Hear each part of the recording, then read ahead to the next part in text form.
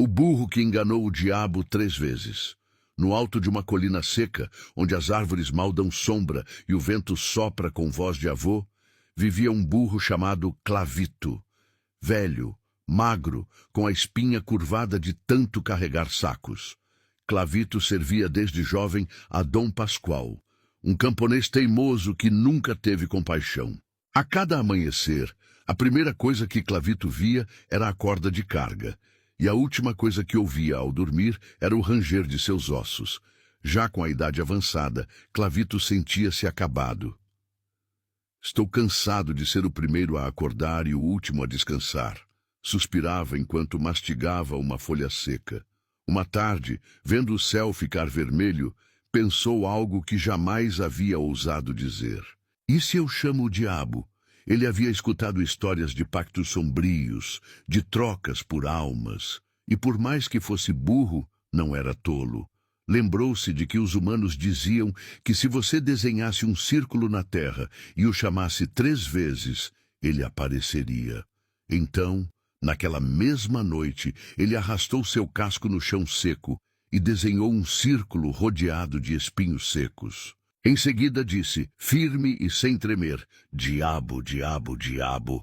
E como se o ar parasse por um segundo, o diabo apareceu. Alto, vestido de preto, com um cajado retorcido e olhos acesos como brasas. Você me chamou? Disse ele com um sorriso torto. Um burro? Um burro, sim, respondeu Clavito, mas não qualquer burro, um cansado de trabalhar e pronto para mudar seu destino. O diabo olhou para ele com curiosidade. E o que deseja? Juventude, força, boa comida, uma vida sem chicote nem carga. Eu quero descansar. Posso te dar tudo isso, disse o diabo caminhando em círculos. Mas em troca, daqui a exatos 5 anos, eu virei buscar sua alma. Clavito abaixou a cabeça por um momento, depois a levantou com decisão. Trato feito. O diabo estalou os dedos e, em um segundo, Clavito rejuvenesceu. Seu corpo se fortaleceu, sua pelagem voltou a brilhar. E à sua frente apareceu uma pilha de comida. Alfafa fresca, milho doce, frutas maduras. Durante esses anos, Clavito viveu como nunca. Compartilhava com os animais do curral. Descansava sob as alfarrobeiras, corria pelo campo como se tivesse asas nos cascos. Mas o tempo não perdoa. 5 anos depois, uma tarde antes de o prazo se cumprir, o diabo voltou. Apareceu entre sombras, com um sorriso afiado.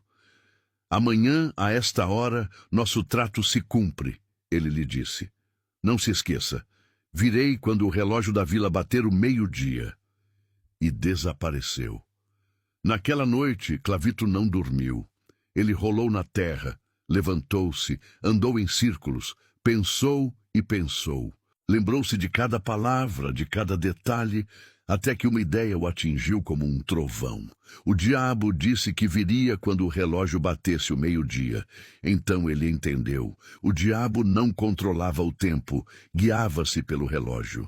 No dia seguinte, quando faltava apenas 1 minuto para o relógio da torre dar as 12, Clavito subiu na ponta dos cascos até o campanário, forçou a tampa e, com seus cascos, atrasou o tempo em um dia inteiro. Não o relógio, mas o tempo do mundo inteiro, segundo o diabo o media. E quando o diabo chegou, procurou o 12:00, mas o relógio ainda não havia chegado. Para ele, os 5 anos não haviam se cumprido. Clavito o esperava tranquilo, encostado ao poço. O que aconteceu? Você disse que viria quando o tempo se cumprisse, e veja só, ainda não é a hora. O diabo rugiu, chutou pedras, mas não pôde fazer nada. Voltarei amanhã, ameaçou, e desapareceu em fumaça. No dia seguinte, Clavito repetiu o mesmo. Pouco antes do 12:00, ele atrasava o tempo em um dia inteiro. Assim se passou uma semana, depois 1 mês. O diabo voltava a cada vez, mas o tempo nunca chegava. Era como se o mundo se recusasse a avançar. Clavito vivia em paz, brincando com os porquinhos, coçando a barriga na sombra, feliz. Então, uma tarde, ele teve uma ideia ainda mais audaciosa.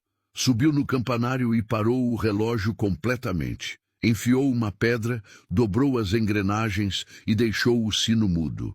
Se o tempo não avança, o diabo nunca mais voltará, pensou, satisfeito. E assim foi. Dias e semanas se passaram. O céu continuava o mesmo, o sol o mesmo, e o diabo não apareceu mais. Mas uma tarde, Clavito adormeceu profundamente.